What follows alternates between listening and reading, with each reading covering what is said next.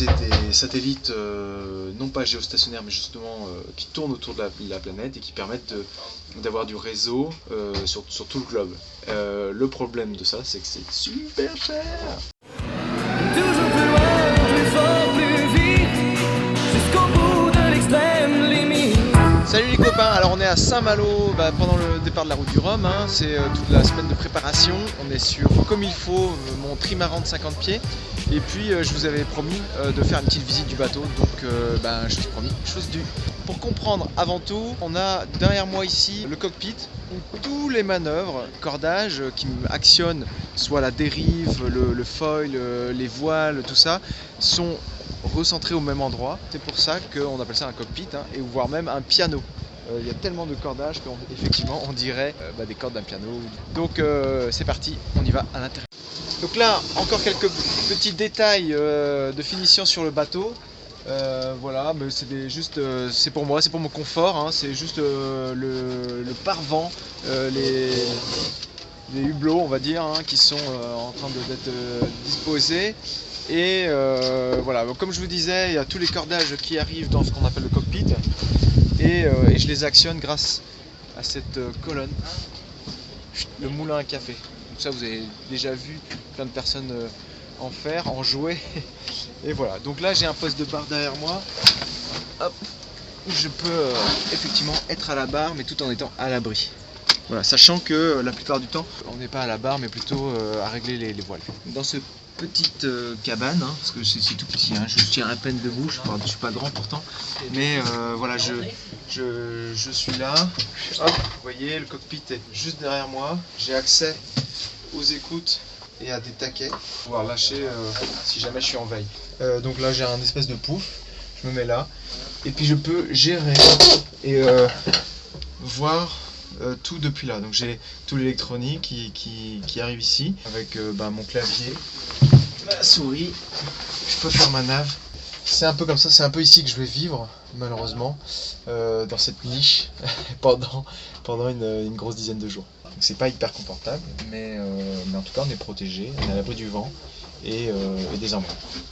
Bien sûr, on check aussi tout le temps, on a un œil tout le temps sur la consommation d'énergie, puisque sous pilote, malheureusement ça consomme de l'énergie, l'électronique, l'informatique, les moyens de communication, tout ça consomme. Et alors du coup, comment je fais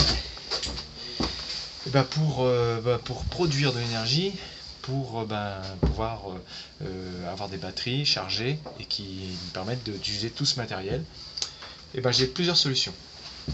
Là on est à l'intérieur du bateau, j'ai volontairement ouvert le plancher pour vous montrer le moteur.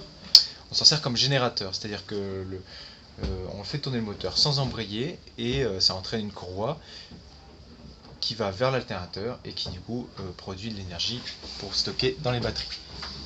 Mais on a aussi des panneaux solaires, donc là ici on a les répétiteurs les transfos des panneaux solaires qui nous fournissent énormément d'énergie. Même là par temps gris aujourd'hui, je vois que ça fournit, alors je regarde sur mon petit contrôleur, je vois qu'on est à mine de rien 6 ampères, alors voilà. Et puis on a aussi une éolienne qui est dehors qui nous permet de aussi pallier genre un manque de soleil. C'est un complément des deux et voilà. Donc j'espère ne pas avoir besoin d'allumer beaucoup le moteur. Il y aura sûrement une charge par-ci par-là, mais normalement on devrait être autonome entre l'énergie solaire et l'éolien.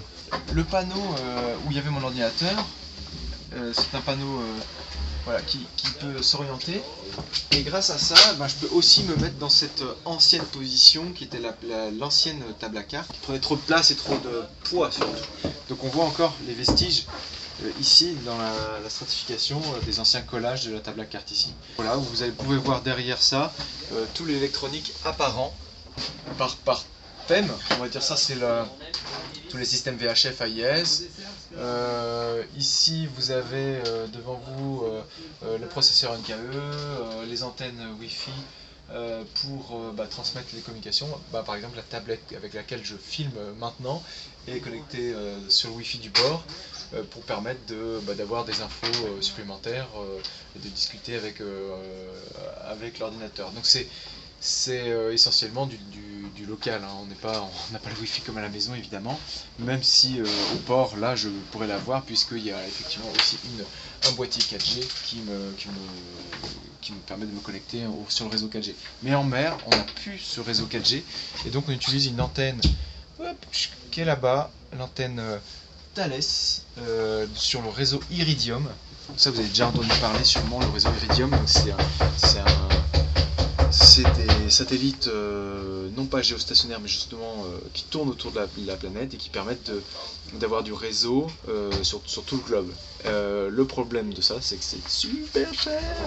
J'ai la chance d'avoir un coin cuisine, et oui, c'est juste un tout petit meuble qu'on a voulu garder, c'était l'ancien bateau. Donc on a une petite casserole sur cardan, et cette casserole me permet de faire chauffer mes plats. Et donc je fais... Alors vous me direz tout ça, mais lyophilisé, c'est moins lourd, machin, etc. Nous, on est que 10 jours en course, donc on prend des plats apertisés, donc c'est-à-dire sous vide. Et j'ai remarqué, en fait, au fil de mes 15 ans, voire 18 ans d'expérience au large, que j'aimais bien les faire cuire et prendre le temps de sentir les odeurs. Non seulement je me suis aperçu que je consommais beaucoup moins de gaz à les chauffer directement dans la casserole qu'au bain-marie, donc c'est pour ça que j'ai opté pour le casserole. Il y a aussi une autre pratique, j'utilise des brûleurs camping-gaz qui sont bien plus répandus dans le monde entier, et du coup si jamais j'ai un problème sur une escale, sans problème je peux trouver le gaz ou le brûleur correspondant. Du coup, juste à côté, on a une entrée d'eau de mer, que évidemment, comme le bateau va très vite, elle est coupée tout le temps. Et puis, dès qu'on a besoin d'eau de mer, parce que c'est quand même finalement un peu paradoxal, mais on n'a pas vraiment accès avec les trimarans à l'eau de mer, parce que soit la coque centrale est hors de l'eau, ou soit le seau qu'on pourrait jeter pour aller chercher de l'eau de mer, c'est que ça va trop vite et qu'on pourrait perdre le seau ou se faire arracher le bras. Donc voilà, on a une petite pompe à eau de mer qui est avec un petit robinet qu'on coupe pour pas qu'on remplisse le bateau, puisque ça pousse trop fort la pression de l'eau.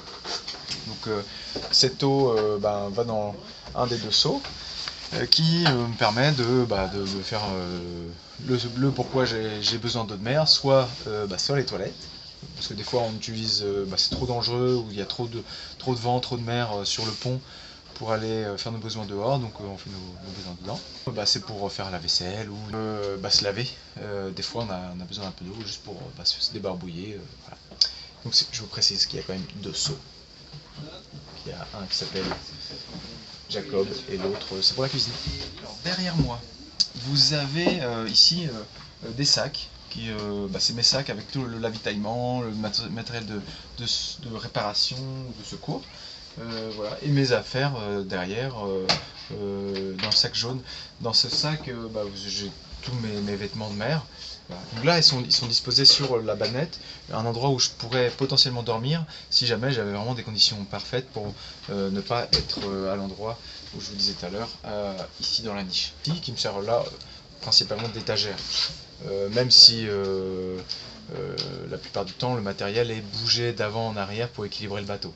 On va rentrer à l'intérieur, autour du puits de dérive, donc on voit pas très clair, voilà, mais je peux vous montrer un réservoir de gasoil, des batteries, et puis rien, il n'y a rien, voilà.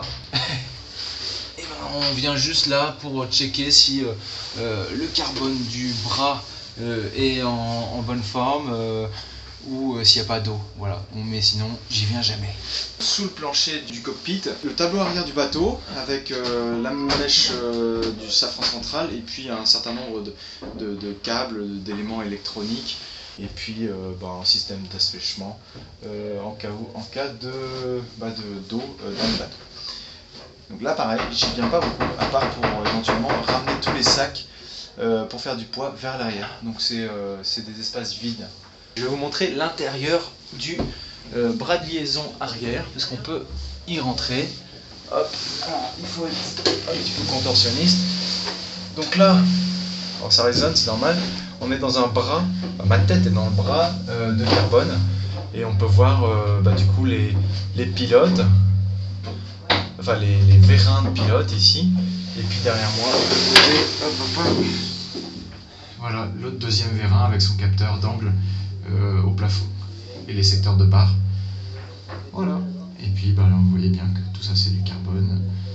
Voilà. Mais alors il faut savoir que le reste du bateau est en fibre de verre. C'est pour ça qu'il est plutôt vert jaune. On m'a déjà posé la question pourquoi c'est tout, vous avez enlevé la peinture. Simplement on a essayé de gagner du poids et puis ça nous permettait de voir exactement où étaient les différences de structure. Donc merci pour la visite à l'intérieur des entrailles de l'Ocean 50 comme il faut. J'espère que ça vous a plu, n'hésitez pas à commenter et puis comme toujours on s'abonne et puis surtout on partage, n'hésitez pas, à très bientôt. On clique aussi sur les notifications, il ne faut pas rater une seule des vidéos parce que là ça va s'intensifier, la régate c'est pour bientôt, la course, la route du Rhum c'est dans quelques jours.